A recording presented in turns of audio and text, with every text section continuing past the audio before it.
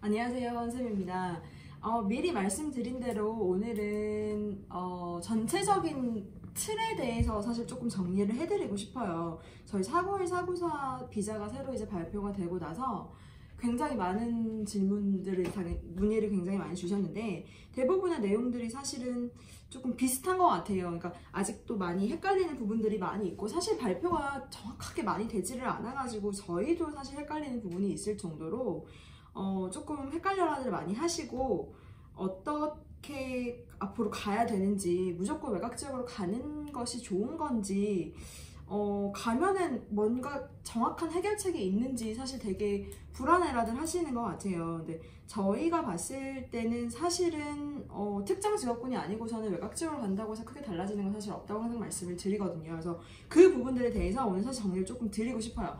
기본적으로 호주 내에서 비자가 굉장히 많이 어려워졌다, 영주권이 거의 뭐 불가능하다, 이제 길이 아예 막혔다, 사실 이런 소문들이 굉장히 많이 있었고 작년 3월에 크게 법이 바뀌면서부터 이제 가장 크게 바뀐 게 어떻게 보면 2017년 4월에 발표가 되고 7월 달부터 시행이 됐던 이제 롱텀 MLTSSL이랑 C솔, 그러니까 옛날에는 솔리스트, C솔 리스트였는데 이제 그게 MLTSSL, STSOL로 미디엄 투 롱텀 리스트랑 C솔 짧은 리스트로 바뀌면서 이제 짧은 리스트에 있는 직업군들이 그러니까 TSS 9457이죠. TSS를 통해서 영주권이 되지 않는다라는 것 때문에 그러니까 고용주 후원 비자로 1, 2년, 뭐 2, 3년 일만 하면 영주권이 나오던 것들이 안 된다라는 것 때문에 그런 소문이 사실은 많이 났던 것 같아요. 그래서 제가 개인적으로 2005년에 호주를 왔고요. 저도 이제 굉장히 힘들게 영주권을 받은 케이스예요. 2005년에 와서 제가 2012년에 받았으니까 7, 8년 정도 걸렸었고 저도 이제 대표적으로 그런 공부를 하고 있었는데 끝날 때쯤 법이 바뀌고 끝날 때쯤 법이 바뀌고 그러니까 저 때만 해도 뭐 가산점이 있던 게 공부 제가 마치기 직전에 없어지고 뭐 대학원 가면 가산점을 준다고 해서 대학원을 가는데 대학원 하고 있는 도중에 또 가산점이 없어지고 이런 식으로 저도 조금 힘들게 꼬인 케이스였었기 때문에 꼭 드리고 싶었던 얘기는 그때도 저 비슷할 때 이민을 하셨던 분들도 다 똑같이 말씀을 하셨던 것 같아요. 지금이 제일 진짜 힘들다. 항상 내가 비자를 받아야 될 때나 내가 이제 그 속해 있는 시기가 사실은 가장 힘들다고 생각들을 하실 거예요. 누구나 그럴 거고 제가 공부를 할 때, 제가 유학 생활을 할 때 10년, 15년 전에도 그렇게 얘기를 하셨고 5년 전에도 그렇게 얘기를 하셨고 2년 전에도 그렇게 얘기를 하셨고 아마 5년이 지난 시점에서 본다고 하면 아마 2019년 그때는 참 그래도 할만했지 라고 얘기를 하실 거라고 저는 분명히 생각을 합니다. 그래서 사실은 길이 없어졌다라든지 불가능하다라든지 호주 영주권이 안 된다라고 저는 사실은 생각하지는 않아요. 다만 가장 큰 차이점은 전에는 C솔이건 솔이건 그러니까 가장 간단하게 쿡이든 셰프건 레스토랑 매니저건 카페 매니저건 타일러건 다 공부만 일단 그 C솔 리스트 전체적으로 큰 리스트였죠. 지금 MLTSSL C솔 합해놓은 그 큰 리스트 그 리스트에 포함만 되어 있으면 공부를 하고 바로 이제 경력 없이 스폰을 찾아서 457을 들어가면 2년 후에 이치 5.0만 있으면 영주권이 나왔었던 건데 그게 이제 가장 큰 토대가 바뀐 게 MLTSSL C솔로 빠지면서 MLTSSL에 있는 직업군만 공부를 하고 대신 무조건 이제 졸업비자를 써야 되는 거죠. 왜냐면 2년 경력이 필요하다고 하니까. 그래서 졸업비자를 쓰시고 그 다음에 TSS를 해서 2년 후가 아닌 3년 후에 5.0이 아닌 이치 6.0이 있어야 영주권이 가능하다라고 바뀐 거가 사실은 제일 큰 부분이잖아요. 이제는 다들 TSS 개념을 아시니까. 그래서 그게 기간이 사실 늘어난 거지 가는 길이 바뀐 거는 졸업비자를 꼭 써야 된다는 것밖에 사실은 없거든요. 그래서 내 직업군이 MLTSSL에 있다라고 하시면 사실 491, 494가 큰 메리트는 저는 없다고 생각해요. 왜냐면 491, 494를 하려면 일단 기본적으로 외곽지역에 가셔야 되고 외곽지역 가는 게 내가 싫지 않다라고 하더라도 기본적으로 기술심사를 하셔야 돼요. 그럼 졸업비자 때 기술심사를 하셔야 되고 491은 결국은 489를 대체하는 비자이기 때문에 주정부 후원, 결국은 주정부 후원 비자예요. 그러면 1년에 지금 첫 해에 뭐 10,000자리를 주겠다, 15,000자리를 주겠다 이렇게 얘기를 하는데 이게 호주 전체에서 10,000명, 15,000명한테 인비테이션 발행을 한다는 거기 때문에 거의 뭐 독립기술 이상으로 사실 점수가 높아야지만 인비테이션이 나올 수가 있어요. 물론 15점 가산점을 주지만 그 나만 받는 게 아니니까. 싱글이신 분들 10점이라고 하지만 나만 받는 게 아니니까. 싱글이신 분들은 다 10점을 받고, 파트너가 기술이 있으신 분들은 10점, 파트너가 영어 점수가 있으신 분들은 5점을 15점을 받는데, 제가 최근에 저희 이제 SBI 마이그레이션으로 확장을 하고 나서 뭐 인도 손님분들도 굉장히 많으시고 중국 손님도 굉장히 많으시고 뭐 네팔 손님들 굉장히 많으신데, 정말 기본적으로 다 277, 278 점수들이 있으세요. 거기에 배우자들도 대부분 다 영어 점수 플러스 기술 심사까지 다 가지고 계세요. 공대를 나오신 분들 굉장히 많기 때문에. 엔지니어링 공부하신 분들이 아시겠지만 인도 분들 IT 쪽 뭐 엔지니어링 쪽 공부를 너무 많이 하시기 때문에 그분들은 기본적으로 다 15점을 11월에 되면 받으실 분들이란 말이에요. 그분들은 지금 이미 15점을 제외하고도 80점, 85점이세요. 그럼 그분들이 만약에 똑같이 우리랑 사고일로 경쟁을 한다라고 했을 때 80점, 85점에 배우자 점수 15점을 받고 지역 점수 15점을 받아서 100점이 나와버리면 과연 그게 단순히 우리가 사고일이 생긴다고 해서 싱글 점수 10점이 생긴다고 해서 외곽 지역 15점이 된다고 해서 크게 메리트가 있을까? 어쨌든 정해져 있는 숫자 내에서 발행을 할 테고 그게 특정 지역별로가 10,000명이 아니라 호주 전체 오스트레일리아 와이드의 그 인비테이션이기 때문에 사실은 내가 MLTSS를 갖고 있다라고 하면 사고일 사고사 생기는 게 저는 전혀 사실은 메리트가 아니라고 생각해요. 그냥 기존에 이런 법 바뀌기 전에 생각했던 나의 길을 그냥 가시는 게 사실은 맞아요. 내가 TSS 영어 스트레스 받기 싫고 교수님도 하기 싫어서 TSS로 조금 오래 걸리더라도 TSS를 해야 되겠다. 내가 셰프, 뭐 메케닉, 웰더, 타일러, 카펜트리, 공대를 나오셨거나 변호사, 뭐 회계사, 뭐 간호사 이런 직업군을 갖고 계신다라고 하면 MLT 계신 분들은 사실은 크게 달라지는 거 없이 그냥 원래 내가 독립기술을 목표로 하셨다라고 하면 새 점수에 맞춰서 독립기술 준비를 하시면 되는 거고, 원래 190을 노리셨다라고 하면 주정부 후원을 보시면 되는 거고, 내가 원래 TSS를 생각했다라고 하면 TSS를 했다가 제가 요즘 많이 말씀드리는 TSS 했다가 기술심사 3년 맞춰져가지고 점수 채워지고 3년 경력 채워지면 중간에 ENS 드래그 엔트리 같은 거로 갈아타시는 게 차라리 낫지, 무조건 외곽으로 옮기는 게 메리트가 전혀 있지 않아요. 외곽으로 옮기는 게 메리트가 있으신 분들은 지금 내 직업군이 칫솔에 포함하시는 분들이에요. 그분들은 당연히 정말 굉장한 메리트가 있는 거죠. 왜냐면 현재 지금 영주권 가는 뭐 직업군 리스트가 209, 250개라고 하는데 491 리스트가 600개가 넘겠다라고, 그 직업군이 600개가 넘는다고 이미 얘기를 했기 때문에, 그러면 지금 내 직업군이 아예 뭐 칫솔에도 없거나, 예를 들면 뷰티 살롱 매니저 같은, 옛날에 RSMS가 가능했던 뷰티 살롱 매니저 같은 경우 지금 칫솔에도 없단 말이죠. 그런 분들은 600개가 넘게 들어오니까 491에 들어올 가능성이 분명히 있겠죠. 그래서 뭐 그런 거나 아니면 지금 뭐 레스토랑 매니저, 카페 매니저 지금 칫솔에 들어가 있는 분들, 그래서 TSS를 해도 주정부 후원이 아니면 지금 영주권 길이 없으신 분들, 그런 분들에게는 사실 굉장히 좋은 기회인 것 같아요. 그런 분들은 기본적으로 다마 비자를 고려를 하시거나 그 지역에 맞게 그 다마 지역에 있는 직업군들을 맞춰서 그 지역으로 이동을 하셔가지고 스폰서를 찾으시거나, 아니면 491, 494 직업군 발표되는 걸 보고 그분들한테 굉장한 메리트가 사실은 있죠. 뭐 약사분들이시라든지 그런 분들 지금 다 칫솔이시기 때문에 내가 영어 점수가 아무리 많이 나오고 교수 심사가 있어도 주정부 후원 190이 아니면 지금 답이 없으신 분들, 그런 분들을 위한 비자가 사실은 491, 494라고 저는 생각을 하지, 내가 MLTSS에 속해 있는 직업군 셰프분들 문의 굉장히 많이 주세요. 옮길까요? 다윈으로 옮길까요? 뭐 애들레이드로 옮길까요? 옮기신다고 해서 사실 큰 메리트가 있는 게 있을까? 491이 결국은 489 대체라는 걸 꼭 기억을 하셨으면 좋겠어요. 그래서 15점 가산점, 물론 싱글 가산점 10점, 단순히 들으면 25점이지만 나만 받는 게 아니고 모든 사람들이 받는 거고, 결국은 이것도 초청장 발행이기 때문에 지금 489 뭐 달에 100개, 200개 발행하는 것보다는 어쨌든 첫 해에 15,000자리를 주겠다고 했으니까 당연히 더 많겠죠. 당연히 더 많은 분들이 인비테이션을 받겠지만 대신 그만큼 직업군이 늘어났다는 걸 또 아셔야 되세요. 그래서 내가 셰프면 나는 막말로 모든 거의 전 종류의 비자가 가능하신 거니까, 내가 메케닉이면 전 종류의 비자, 뭐 웰더, 타일러 다 전 종류의 비자가 가능하신 분들이고, 내가 칫솔 직업군을 갖고 있거나 아니면 정말 491에만 들어있는 직업군을 갖고 계시는 분이 되셔갖고 정말 점수제로 초청을 받지 않으면 영주권 해결이 안 되시는 분들, 그분들은 정말 점수를 높이기 위해서 죽기 살기를 하실 거 아니에요. 그래서 그런 분들이랑 내가 비교를 했을 때 경쟁력이 있을까? 그게 쉬울까? 그러니까 외곽으로 옮긴다고 해서 TSS가 일반 지역에서 안 되고 외곽 지역에서만 되는 TSS라는 거는 없어요. 그런 TSS가 다마인 거죠. 그러니까 뭐 외곽 지역에 나가면 TSS가 안 되냐, 외곽 지역에 나가면 491만 되는 거냐, 뭐 494만 되는 거냐, 그렇게 여쭤보시는 분들도 굉장히 많으세요. 기본적으로 TSS가 9457로 그냥 편하게 생각하시면 TSS는 지역 제한이 없이 지역마다 직업군이 다르다라는 것도 말이 안 되고요. TSS는 말 그대로 내 직업군이 MLTSSL에 있는 직업군인지 시솔에 있는 직업군인지에만 따라서 4년짜리가 나오는지 2년짜리가 나오는지 그리고 그 후에 영주권이 되는지 안 되는지 차이만 있는 거기 때문에 내 직업군이 MLTSSL에 있고 내가 지금 시티에 사는 게 행복하시면 옮기실 이유가 사실은 없어요. 시티에서 독립기술이 됐건 주정부 후원이 됐건 ENS 드래곤트리가 됐건 TSS가 됐건 준비를 하시면 되는 거고요.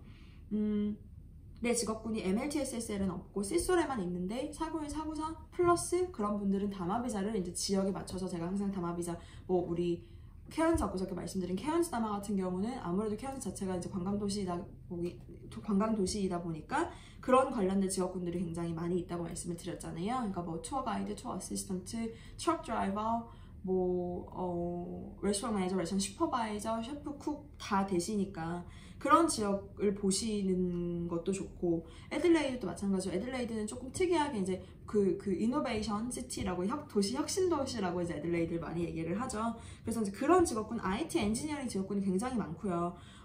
애들레이드 같은 경우는 쿡은 또 내가 영주권이 되는데 다마로 셰프는 또 안 되세요. 그래서 내가 셰프면 애들레이드로 가봐야 다마 비자도 못하는 거야. 내가 영어 점수 가산점 때문에 애들레이드로 가야지 다마를 해야지 TSS 일반 TSS 안 하고 이치육으로 TSS 영주권 ENS TRT 나중에 하기가 스트레스 받을 것 같으니까 영어 점수가 애들레이드는 오버로 5.0이래더라 가야지 내가 셰프야. 그러면 영주권이 또 안 되세요. 그럼 셰프이신 분들은 애들레이드에서 다마 비자를 할 이유가 단 하나도 없는 거죠. 내가 쿡이 예를 들어서 내가 디플로마까지 공부를 했는데 계속 일자리를 쿡으로만 잡으신, 예를 들어서 포지션을 쿡으로밖에 일을 안 하셨어요. 셰프로 일을 기회가 안 돼서 그냥 못 하셨어요. 그냥 계속 쿡으로만 하셨어요. 아니면 쿡이 더 편해서 쿡으로만 일을 하셨어요. 그러면 쿡 같은 경우는 지금 일반 TSS로는 비자가 안 되기 때문에 이제 그런 분들은 애들레이드가 됐건 NT가 됐건 케언즈가 됐건 영주권이 가능하게끔 다마 비자로 가능하게끔 되어 있기 때문에 그런 분들은 옮기실 이유가 있으신 거죠. 그게 아니라고 하면 내가 MLT 직업군을 갖고 있는데 영어 점수 메리트가 꼭 아니다라고 하면 내가 애들레이드에 간다고 해서 케언즈에 간다고 해서 크게 바뀌시는 게 없어요. 그래서 그 부분을 조금 잘 알아주셨으면 좋겠어요. 무조건 외곽 지역으로 간다라고 해서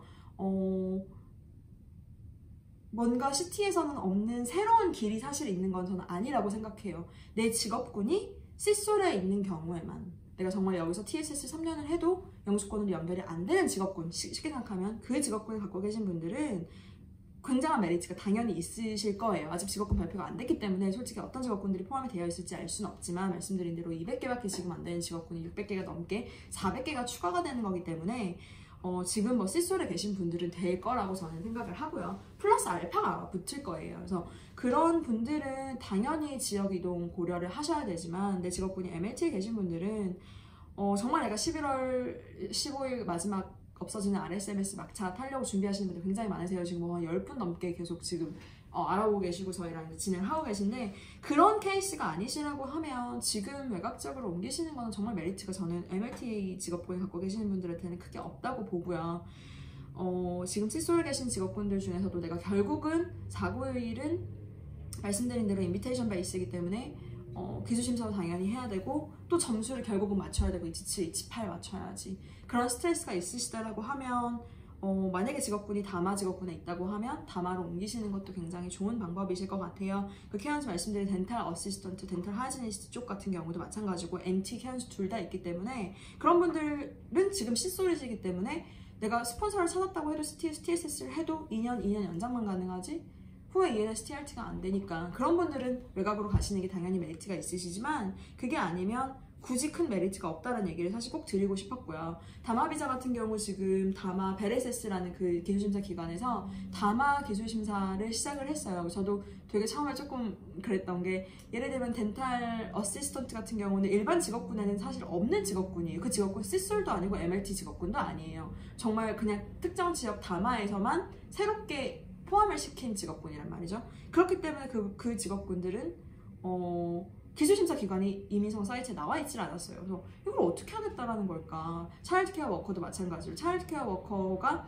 가장 근접한 직업군이 차일드케어 그룹 리더, RSMS가 되는 차일드케어 그룹 리더밖에 없었는데 그거는 TRL을 통해서 해야 되는데 어떻게 기술심사를 하라는 걸까? 차일드케어 워커는 스킬레벨 4 직업군이라고 하는데 이제 그래서 이번에 다마 관련 그 다마 특정 직업군들을 대상으로 베레세스에서 다마 기술심사 프로그램이 한 2, 3주 전에 발표가 됐어요. 그래서 덴탈 어시스턴트, 덴탈 하이지니스트, 차일드 케어 워커, 에이지 케어 워커, 뭐 커뮤니티 워커 이런 분들 정말 다마 지역에서만 지금 비자가 가능하신 분들은 조금 더 수월하게 베레세스를 통해서 다마 기술 심사로 아예 다른 종류의 기술 심사를 할 수 있게끔 지금 이렇게 나왔더라고요. 그래서 그게 있어야지 또 다마 신청이 가능해요. 왜냐면 이 직업군들 말씀드린 것처럼 일반 지금 이민성 사이트에는 아예 나와 있지도 않은 직업군들이기 때문에 다마를 통해서 하시는 분들은 반드시 이 직업군 기술심사를 베레세스를 통해서 해야 된다라는 조건들이 붙어 있더라고요. 그래서 지금 뭐 덴탈 쪽을 보시는 분들이나 팜 인스펙터, 팜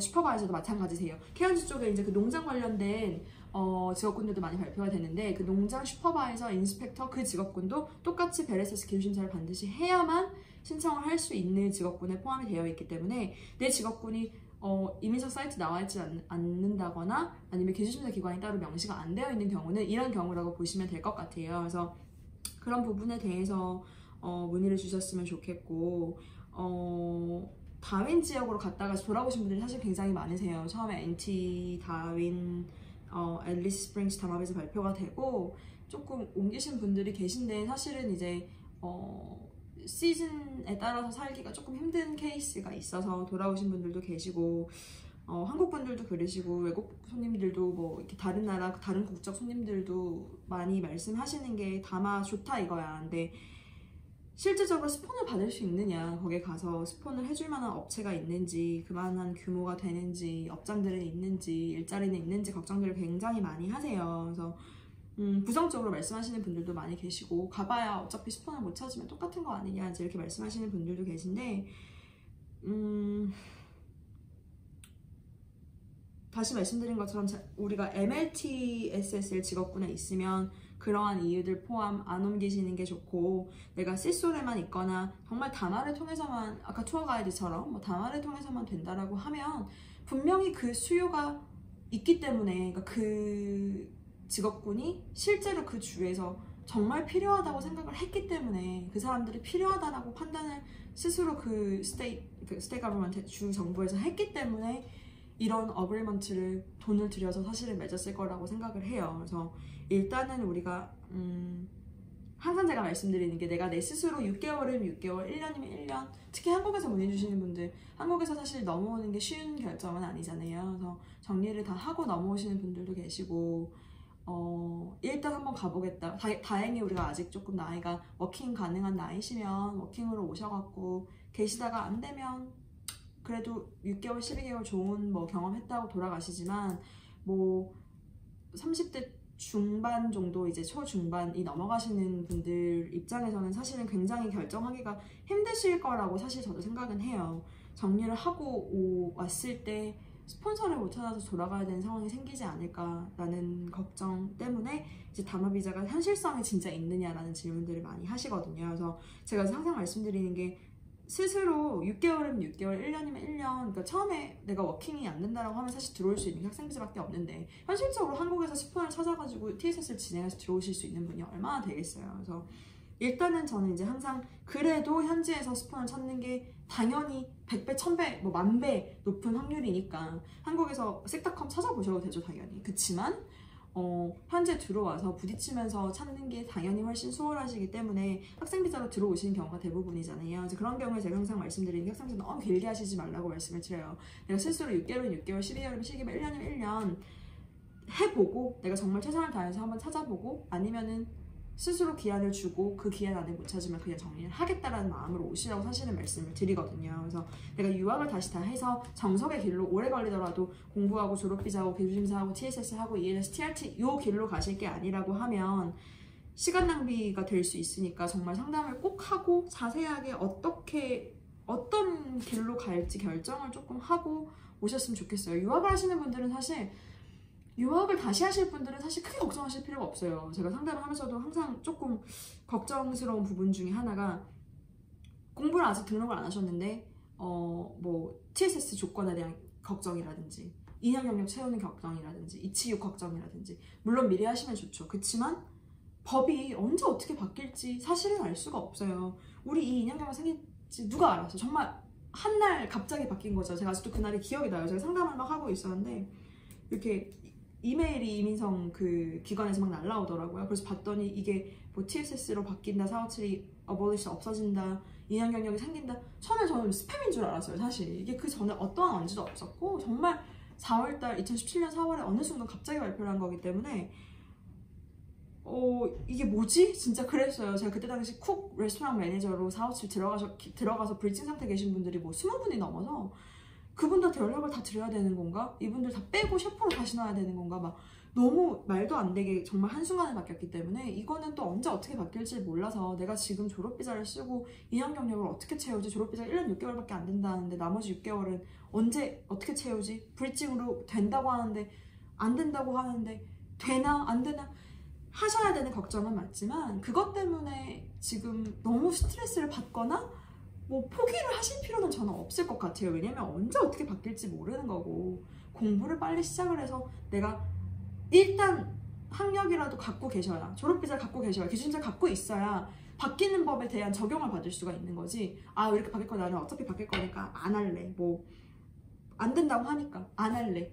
그렇게 되면 결국은 또 법이 좋게 바뀐다고 해도 내가 그걸 갖고 있지 않으면 또 혜택을 받으실 수가 없는 거기 때문에 그런 부분에 대한 걱정을 당연히 하시는 건 좋지만 너무 그거에 대해서 걱정을 하셔가지고 시기를 놓치시거나 시간 낭비를 하시지는 않으셨으면 좋겠다라는 이제 바람이 사실 조금 있고요.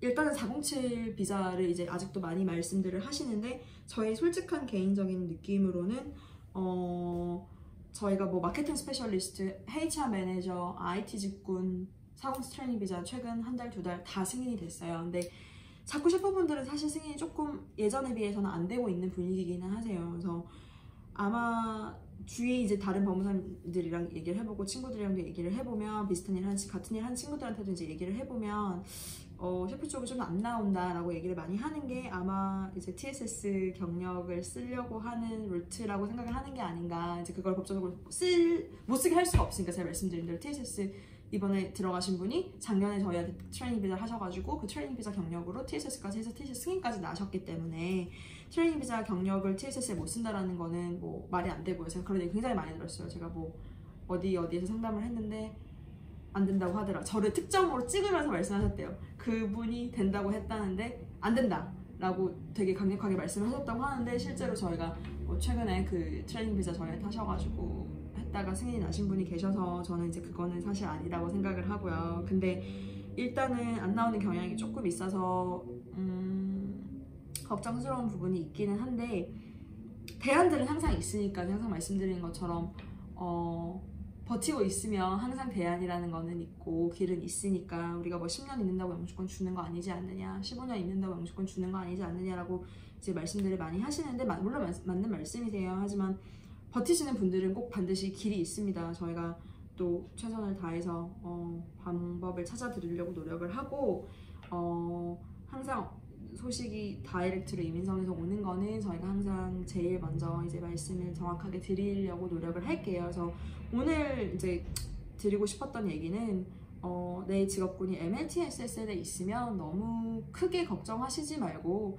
내가 1, 2년 전에 비해서 2, 3년 시간이 조금 더 걸린다라는 것 뿐이지 비자 자체가 힘들어진 건 사실은 아니기 때문에 조금 톡실을 갖고 밀어붙이셨으면 좋겠어요. 외곽지로 가는 게 사실 큰 메리트는 없다라는 거를 조금 인지를 해주셨으면 좋겠고 내가 칫솔에 있으면 아직 옮기지 마세요. 아직 옮기시지 말고 저도 이제 저희 손님분들 중에서도 굉장히 많이들 기다리고 계시는데 직업군이 나오면 아직 안 나왔으니까 600개가 넘게 된다고 하니까 당연히 포함이겠지라고 정말 생각을 하고 그렇게 말씀드리고 싶지만 1%의 확률이라는 건 항상 있기 때문에 아직은 옮기시지 말고 11월 16일 시행이니까 뭐 10월에는 나오겠죠 라고 생각하고 있어요. 하루라도 빨리 나왔으면 좋겠는데 나오는 즉시 저희가 또 찾아뵙도록 하겠습니다. 그래서 너무 걱정들 하시지 말고 7, 8, 9월 특히 8월, 9월 인비테이션 발행된 거 100개, 85점에 발행된 거 이거는 사실 큰 의미 두지 마세요. MLT 직업군에 계신 분들 189, 489 점수 85점 100개밖에 발행 안 된 거는 누가 봐도 11월에 점수 이제 조정이 되면 인비테이션 발행을 하려고 아껴두는 거밖에 사실 안 되기 때문에 아유 이제 100명밖에 안 준다더라 이제 그렇게 걱정하실 필요는 없어요. 저번 영상에서도 말씀드린 것처럼 실링이라는 게 정해져 있으니까 1년에 이 직업군 몇 개 발행을 하겠다라는 게 정해져 있기 때문에 저번 달에 10개밖에 안 했으면 이번 달에 그러니까 1년 안에 내년 6월 30일까지 맞춰야 되는 개수라는 게 있으니까 그건 너무 걱정하시지 말고 좀 좋은 소식이 있으면 저희가 좋은 소식으로도 찾아뵙는 시간을 갖도록 하겠습니다. 궁금하신 부분은 항상 저희 이메일로 문의 주시고 이메일 회사 카톡으로 문의 주시면 또 답변 드리고 다음엔 또 좋은 소식으로 찾아뵙도록 하겠습니다. 감사합니다.